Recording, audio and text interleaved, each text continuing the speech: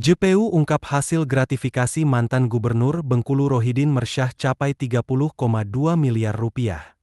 Jaksa Penuntut Umum, JPU, Komisi Pemberantasan Korupsi, KPU, pembacaan dakwaan untuk 3 tersangka mantan Gubernur Bengkulu Rohidin Mersyah, Sekretaris Daerah Non-Aktif Isnan Fajri, dan Efriansyah selaku ajudan Rohidin. JPU KPK membacakan berkas dakwaan di hadapan Majelis Hakim dan Penasihat Hukum ketiga terdakwa pada 21 April 2025 di Pengadilan Negeri Tipikor Bengkulu diketahui Majelis Hakim Pak Isol, SH, MH. Dalam perkara ini barang bukti yang dihadirkan berupa uang tunai dengan 2 mata uang, pertama uang dengan mata uang rupiah dan mata uang dolar Singapura, total nilai 7 miliar rupiah. Dakwaan yang diberikan JPU yakni pasal subsidiair dan primair. Dalam sidang ini JPU sebut perkara ini tersusun sejak terdakwa Rohidin Mersyah pamit calon kembali sampai Gubernur Bengkulu sampai pertemuan untuk mengumpulkan uang dan pembagian wilayah kemenangan.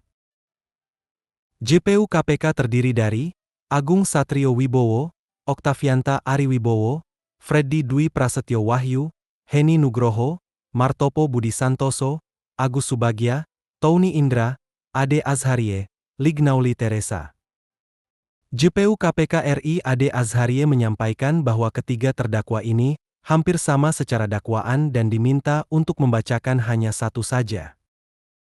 Ketiga terdakwa pasal 12 huruf E Jo pasal 18 UU RI nomor 31, 1999, tentang pemberantasan tindak pidana korupsi sebagaimana telah diubah dengan UU nomor 20 2021, tentang perubahan atas UU nomor 31, 1999 tentang pemberantasan tindak pidana korupsi Jo pasal 55 ayat 1, pertama KUH pidana Jo pasal 65 ayat 1, KUH pidana.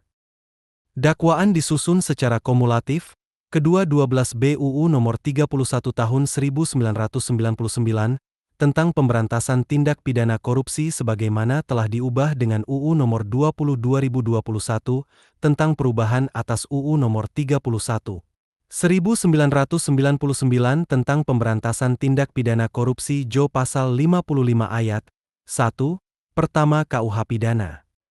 Dengan ancaman paling singkat 4 tahun maksimal 20 tahun denda 200 juta rupiah maksimal 1 miliar rupiah.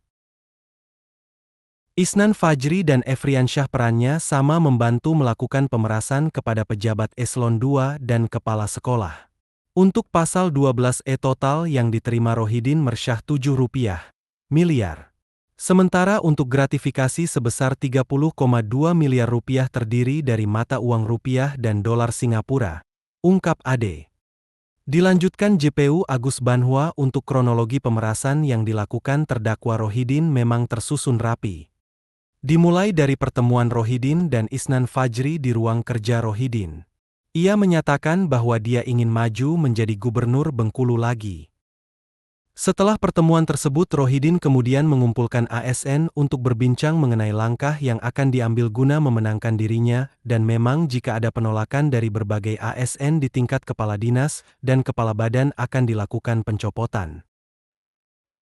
Menindaklanjuti pertemuan tersebut maka Rohidin Mersyah meminta untuk eselon 2 melalui Efriansyah untuk mengumpulkan uang, guna akomodasi pemenangan Pilkada 2024. Dari sana berbagai uang diterima dan bukan hanya dari eselon 2 namun dari kepala sekolah juga diminta, bahkan dari eksternal ASN juga turut mengalir. Aksi pemaksaan ini terpaksa dilakukan jika tidak ingin jabatan hingga proyek masih dipegang oleh orang-orang yang dimintai ulang oleh Rohidin Mersyah.